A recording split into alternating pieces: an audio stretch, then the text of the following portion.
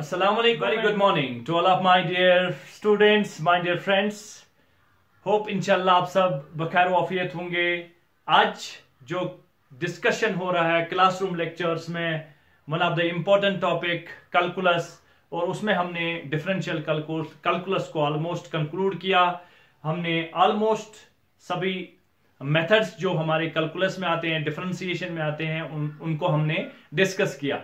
जो आज जो हमने एप्लीकेशंस में देखा, उसमें हमने देखा कि जब हमें rate of change of position with respect to time दिया जाएगा, how can we find out the velocity, and from velocity when rate of change of velocity यानी dv by dt दिया जाएगा, how can we find out the acceleration of that particle. That means what we have discussed, that when we have to find out the velocity of a particle, we go for derivative, that is dx by dt, and we will find out the velocity. And if we have to find out the acceleration, then we will go for dv by dt, and we will find out the acceleration. So the application of derivative in physics, how can we find out the velocity and how can we find out the acceleration of a particle. और उससे आगे आज जो हमारा आज का जो question है, जो मैं आपको दिखाने वाला हूं, बहुत इंपॉर्टेंट क्वेश्चन है और ये कॉम्पिटिटिव लेवल में आया हुआ क्वेश्चन है, इसी को हम डिस्कस करेंगे। डेरिवेटिव्स, एप्लीकेशन ऑफ डेरिवेटिव्स पर सबसे इंपॉर्टेंट क्वेश्चन, सबसे खतरनाक क्वेश्चन या डिफिकल्ट क्वेश्चन क्या पूछा जाएगा हमसे, तो वो क्वेश्चन मैंने यहां पर आपको दिखाया है।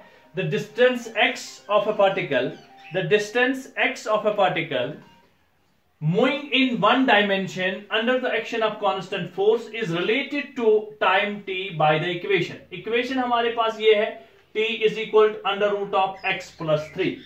Find displacement of particle when velocity is equal to 0, when velocity is in meters and time in seconds. फिर से the distance x, अब हमें distance दी गई है x as a function of time.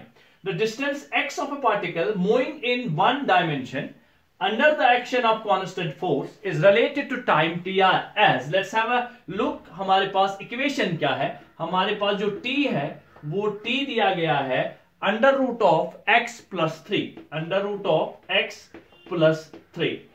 तो ये t की टर्म्स में दिया गया है under root of x plus 3। हमें बताया गया है, आपको हमें क्या पूछा है, what we have to find the displacement of the particle. तब हमें डिस्प्लेसमेंट बताना है जब वेलोसिटी 0 होगी। This is interesting question, let's have a look. सब कुछ आपको आता है, बस थोड़ा सा आप ध्यान रखिएगा। अब हमें डिस्प्लेसमेंट दिया गया है, लेकिन यहां t की टर्म्स में है। आप देखिए जरा, क्या मैं इसको ऐसे लिख सकता हूं, t minus 3 is equal to under root x, कुछ नहीं किया मैंने, ये 3 इधर लाया, t minus 3 under root x। अब हमारे पास ये चीज आ गई, या इसी चीज को हम क्या लिख सकते हैं, हम लिख सकते हैं under root x is equal t minus 3। अब ये x की टर्म्स में टाइम आ गया, यही हमें बोलता है the distance x of a particle, distance x of a particle moving in one dimension under the action of constant force. तो ये x और t में आ गया। नाउ सबसे इंपॉर्टेंट क्वेश्चन ये है कि यहां पर रूट है, पहले हम इस रूट को खत्म करेंगे। उसके लिए हम क्या करेंगे, पहले हम रूट को खत्म करेंगे। अब हम पहले रूट को खत्म करेंगे, तो रूट को खत्म करने के लिए क्या करेंगे, हम स्क्वायरिंग करेंगे, स्क्वायरिंग बोथ साइड्स। जब हम इसकी स्क्वायरिंग करेंगे तो ये बनेगा x इज इक्वल, ये स्क्वायर कट हो जाएगा, x t माइनस 3 का होल स्क्वायर। तो ये यहां पर a माइनस बी की फॉर्मूला बन गई। तो इसका मतलब ये बन गया x is equal t square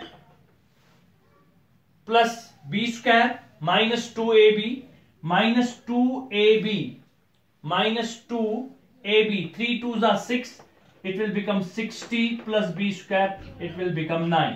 तो यहां पर t स्क्वायर माइनस 60, ये हमें आ गया अब x की टर्म्स में, बड़ा आसान सा relation, x is equal to t square minus 60 plus 9।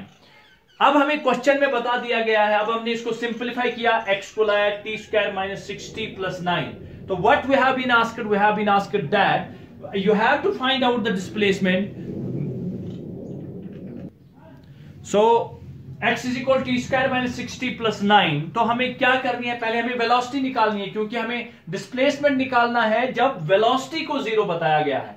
Find displacement of particle, we have to find out x. कब? जब हमारे पास वेलोसिटी 0 के बराबर होगी। तो पहले हम निकालेंगे एक्स, क्या लिया हमने, तो हमें वेलोसिटी के लिए क्या करना पड़ेगा, हमें वेलोसिटी के लिए लिखना पड़ेगा d x by d t. This means d by d t of x को क्या लिखना है, एक्स को लिखना है टी स्क्वायर माइनस 60 प्लस 9, ऐसा करके आ जाएगा। इसकी आप डिफरेंशिएशन कर दो तो पावर डाउन कर दो तो ये बनेगा 2t माइनस 6 प्लस 0, तो ये हमें वेलोसिटी का वैल्यू मिला v is equal to 2t minus 6। ये हमें क्या मिला, वेलोसिटी। लेकिन हमें क्या बताया है, हमें बताया गया है कि you have to find out the velocity, you have to find out the displacement when velocity is equal to 0। तो अब हम क्या करेंगे, तो हम 2t माइनस 6 को क्या करेंगे, इसको 0 के बराबर लिखेंगे, क्योंकि हम टाइम का वैल्यू निकालेंगे, टाइम का वैल्यू निकालेंगे फिर वो इसमें रखेंगे। तो 2t minus 6 is equal to 0, तो यहां पर हमें मिला 2t इज इक्वल टू 6, तो t is equal to 6 by 2 is equal to 3। तो यानी तब वेलोसिटी 0 है जब हमारे पास टाइम का वैल्यू कितना है, 3। तो यहां से मैंने टाइम का वैल्यू निकाला, तो जब मैंने टाइम का वैल्यू निकाला 3 at t is equal to 3 seconds. अब देखिए जब टाइम का वैल्यू मेरे पास 3 आ गया तो मुझे उसी टाइम पर निकालना। देखो मुझे वेलोसिटी 0 है, वेलोसिटी के 0 होने पर मुझे डिस्प्लेसमेंट निकालना है। मैंने वेलोसिटी निकाली, वेलोसिटी निकाल के मैंने t का वैल्यू निकाला, t का वैल्यू 3 आया, तब हमारे पास वेलोसिटी क्या थी, 0। तो अब हमें डिस्प्लेसमेंट उस टाइम निकालना है जब वेलोसिटी 0। तो मैं 3 को इस इक्वेशन में पुट करूंगा, तो वहां पर मुझे मिलेगा x is equal 3 square minus 6 into 3 plus 9। तो ये x इज इक्वल टू 9, ये प्लस 9 माइनस 6 3 18, तो ये मिलेगा x is equal to 18 minus 18 is equal to 0।